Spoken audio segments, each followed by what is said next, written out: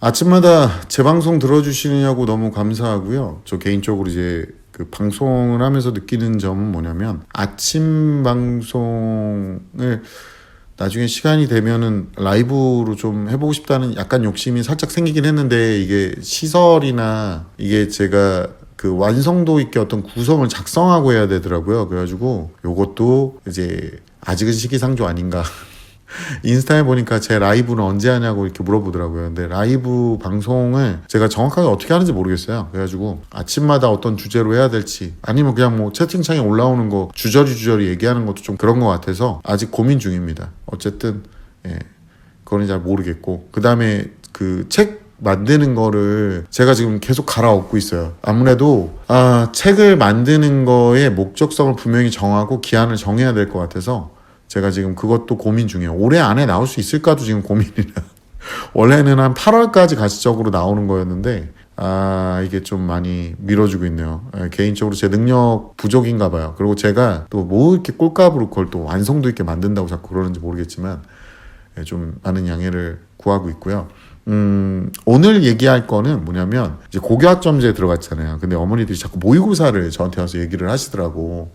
고등학교 1학년, 2학년 모의고사는 제가 이건 솔직하게 그냥 딱 못 받고 시작을 할게요. 쓰레기입니다. 그걸로 뭔가를 판단하기 상당히 어렵다라고 보시면 되고요. 대신에 모의고사 성적이 잘 나오면은 뭐 잘 나왔나 보다, 공부를 열심히 하고 있나 보다 이렇게 보시면 되고요. 또 하나가 모의고사의 연습과 그 다음에 내신의 연습을 좀 분리시키는 게 맞다고 봐요. 지금도 학교 내신 준비를 하는 고1 애들이나 고2 애들을 보면은 고2 애들은 뭘 내려놓고 뭐에 집중하고 뭐는 버렸고 뭐 이런 식으로 이제 미친 소리를 하고 자빠졌는데 이런 거는 많이 혼내야 되고요. 뭘 버리기는. 고교학점제는 너네들 선배처럼 하면 안 돼요. 버릴 수 있는 게 없고 뭐 한 달씩 내신 대비하는 거 어머님들 제가 누누이 얘기해서 눈치채셨겠지만 뭐 그럴 시간이 없어요. 뭐 할 시간이 없어요. 라고 하는데 대학 갈 생각이 없다고 보시면 돼요. 애들이 그러면. 그러니까 그만큼 놀아요. 근데 애들한테 대학교를 왜 가야 되는지 설명을 해봤자 소용이 없고 또 일부 학부모님들 중에서는 또 대학교에 대해서 회의적인 분들이 있어요. 그러니까 되게 짜증스러운 게 뭐냐면 집을 사봤자 소용이 없다. 집으로 돈 버는 시대는 끝났다. 근데 안 살아요 집에서 다들? 자기 집은 있어야 될 거 아니야?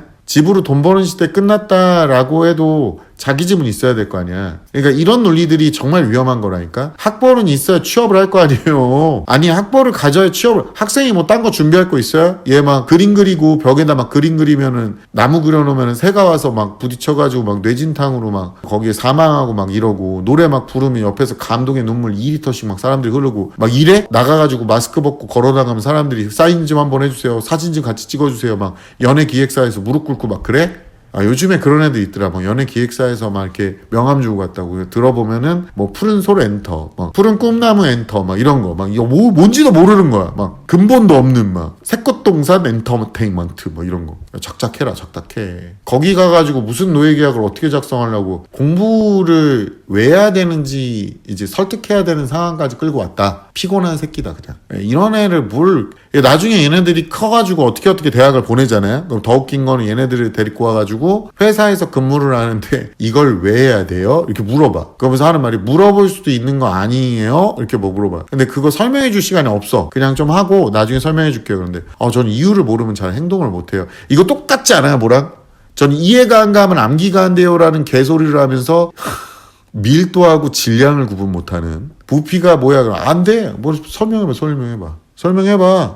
해봐. 암기를 안 했으니까 이해가 안 가는 거예요. 용어 암기가 안 돼 있는데 어떻게 이해가 돼요. 어떤 애는 말로 떠들면서 외워야 되는데 쓰는 것만 하다 보니까 외워지지가 않는데. 그래서 내가 고1 통합과 가르치는데 옆에서 보다가 캐릭터 디자인을 막 해요. 근데 아버님도 미술 쪽이래. 디자인 쪽. 그래서 애한테 절대 그리지 말라 그런대요. 제가 이게 애들 진로를 너무 막는 것 같아가지고 제가 한 2년 전부터 컴공까진 가지 마라.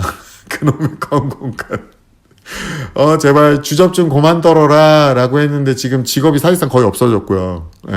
개인적으로는 제가 말해놓고 저도 소름이 좀 돋는데 그 다음에 이제 변호사, 회계사 이쪽도 계속 얘기를 했었고 그 다음에 최근래에는 제가 약사를 얘기를 하고 있죠. 약사. 여자애들이 공부 좀 하는 애들이 뭐 약사가 돼서 의치약 이래요. 한의사도 솔직히 말하면 이제 나이 든 세대가 끝나면 한의사도 먹고 살기 힘들어질 거라고 전 봐요. 최근에 제가 봤던 한의사의 급여를 보고 깜짝 놀랐어요. 저는 개인적으로 보조적인 어떤 치료라고 보지, 그러니까 한의학 자체를 의술로 보진 않아요. 제 개인적인 기준이 있기 때문에. 왜냐하면 그분들의 임상이라는 게 좀 그래, 그래요. 예. 여러 가지 사태들이 있긴 한데 우리가 맹장 터졌는데 한의학에서 치료하진 않잖아. 예, 제가 원하는 의술은 이제 그런 걸 얘기하는 거고, 그리고 공부하는 체계도 다르고, 그리고 해외에서는 요게 인정하는 사례가 적어지고 있어요, 지금 현재. 그래서 지금도 보면 약학도 제가 약학을 하지 말아라가 아니에요. 약사라는 직업이 사실상 이렇게 보호받을 수 있는 직업이 아니에요. 이게 뭔가 주가 있고 부가 있잖아요. 그러니까 병원이 있고 그 다음에 약국이 있는 거지, 약국만 있다고 해서 약이 무조건 팔리거나 이럴 가능성은 특정 위치에 있는 큰 약국들 아닌 이상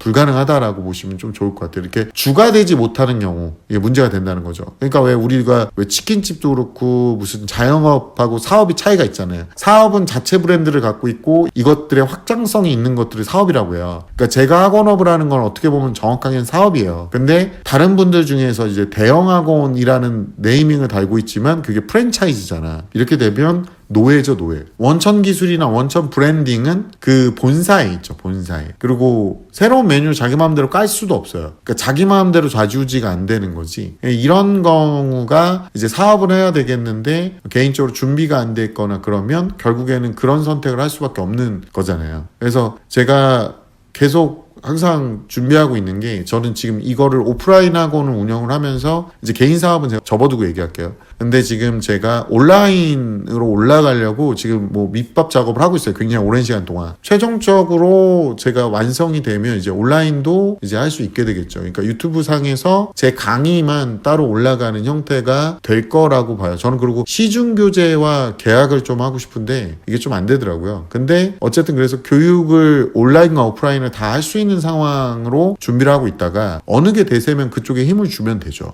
예, 그러니까 지금도 제가 말씀드리고 싶은 게 뭐냐면, 고등학교 고교학점제에서 내신이 좀 힘들어요. 그러니까 다 챙겨야 되고 뭐 하나하나 다 준비해야 되고 그건 아는데, 진짜로 대학교를 나와야 그나마 취업시장에 발이라도 들일 수 있는 상황이다 보니까 제가 문과 애들은 최대한 좋은 대학교를 나와라, 전공하고 상관없이. 이 전공의 의미가 별로 없어요. 예, 그리고 이과 애들 같은 경우는 공학 쪽으로 준비를 하되 학교를 너무, 아니면 학과를 너무 협소하게 잡지 말고 유행 따라가지 말고 뭐 기계공학이나 뭐 반도체나 뭐 많잖아요. 화학도 있고 뭐 자연계요. 그러는데 자연계에서 공학으로 다시 올라가야 돼요, 또. 그러니까 그렇게 돌아가지 마시고 미리미리 준비를 하고, 그래서 자꾸 이제 공부를 하려고 노력을 해야 되고, 단기간에 공부를 했는데 엄청 괴롭단 말이야. 그럼 장시간 그걸 버티는 걸 연습을 해야 돼요. 그러니까 매번 내려놓지 않고 그냥 공부하고 있는 게 제일 편하긴 해. 원래 해야 된다. 이거 언제까지 해야 돼요? 딱 고등학교 내내만 하면 돼요. 그럼 고교학점제가 끝날 때쯤에 무슨 문제가 발생할 거냐면, 내신이 3학년 2학기 것까지 들어가잖아요. 그러니까 이게 가장 큰 문제라고 보는데, 문과들 같은 경우는 이제 사탐이 많아봤자니까 통합과학을 수능 준비를 2학년 때 하는 게 맞고요. 이과 애들 같은 경우는